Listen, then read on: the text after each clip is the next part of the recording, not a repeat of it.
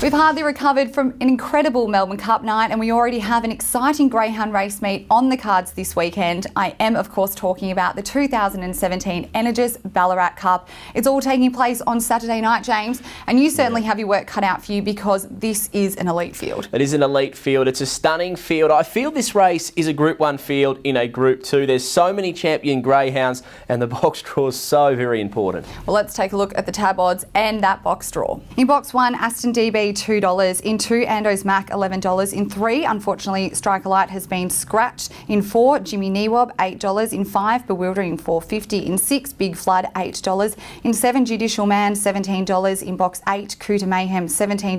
Shardy will go into the field to replace Striker Light and the other reserve is Aston Miley, and at this stage if there are no more scratchings, James, we'll see Shardy go into box 3. That's correct. If there's no more scratching, Shardy will jump from 3, but if there is another scratching and Aston Miley gets a start, then their box order becomes random. So all in all, we're set for a really good race, so much class, and I feel this is one of the best provincial cups we've seen in a while. The top 3 greyhounds in the box draw have amassed $1.8 million in prize money, so it's a staggeringly good field. Okay, and Aston Dee Bee, sorry, I should say, is very lucky, drawn box 1 again. Yep. Does this mean this race is all his? I think he'll be thereabouts, there's no doubting that. I do feel that Aston Dee Bee was better suited in the Melbourne Cup than what he is here, but he's just drawn so very well once again. He was dominant in his heat from box number 6. He was the shortest priced of all the winners at $1.20, whilst the widest was Jimmy Neewob at $5.70. So that just really does put together a great field. As we look at Ando's Mac, Elly, this is the 2016 Melbourne Cup exactly winner. Right. He got the gun run on the home corner in his heat, but once he pounced up the home straight, he just showed his class. And from box number 2, he looks really well drawn, and he could go past Aston Dee Bee at the start. Okay, let's talk box 3, if that is, of course, Shardy. Yeah, if it's going to be Shardy, look, at this point, this greyhound was really well placed in the heat, just continues to improve, but it's obviously going to be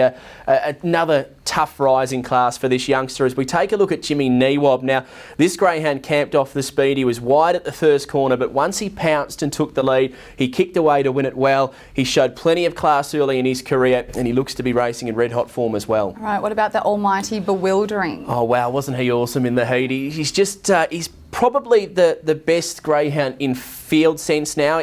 When he started his career, he sort of struggled to work through the field, but he's got that right now. He was so impressive. He's one of Australia's fastest sprinters, and look, if he gets a touch of luck from box 5, I feel he's a really special greyhound. He's fantastic to watch, and he'll be right there at the end. All right, let's discuss the remainder of the field. Yeah, Big Flood, well, he was the omen tip over the weekend with so much rain. He produced a good effort to win his heat, but he was better drawn in 2 than what he is here in the final. Judicial Man was runners-up in this race last year behind Zambora Brocky, burnt them off in the heat, and Kouta Mayhem drawn 8. Now, wouldn't this be a fairy tale for the Sharp Kennel? 3rd in the Melbourne Cup.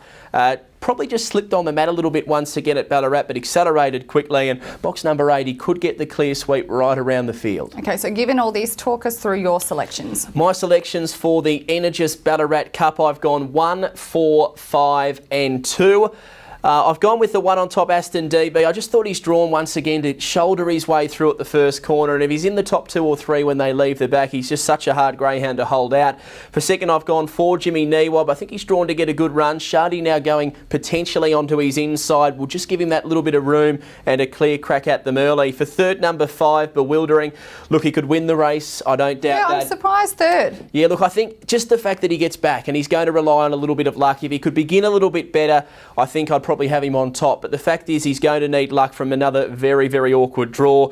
And for fourth, going number 2, Ando's Mac. I really like the way he worked the line in his heat run, and I just think he's got a little bit of class about him as well, being a former Melbourne Cup winner. But Elly, it looks a terrific race. Well, James, if the punters had $20 to bet with, what would you suggest they do? I would suggest they take a trifecta, and I guess this is in a sense taking the favourite Aston Dee Bee on. I'd go a trifecta with 1, 4 and 5 to win. For second, 1, 2, 4 and 5 take the field for third. So what you're doing effectively, if Aston Dee Bee wins, you can still get that trifecta. If he loses, you can still get that trifecta. So I think it's playing a little bit safe and hoping for a little bit of value. Could be a win-win there then, hopefully. Well, hopefully that's the case. Well, it's going to be a big night of greyhound racing at Ballarat on Saturday night. We'll have AFL legend and GRV racing ambassador Brent Harvey with us, and of course you'll be with us. Yeah, I'll be there. Little Boom Boom will be there, and Fanta Bale in Sydney as well. The Group 3 Summer Cup. We're in for a treat of racing. It's going to be a great night. For all the best form guides, you can head online to grv.org.au.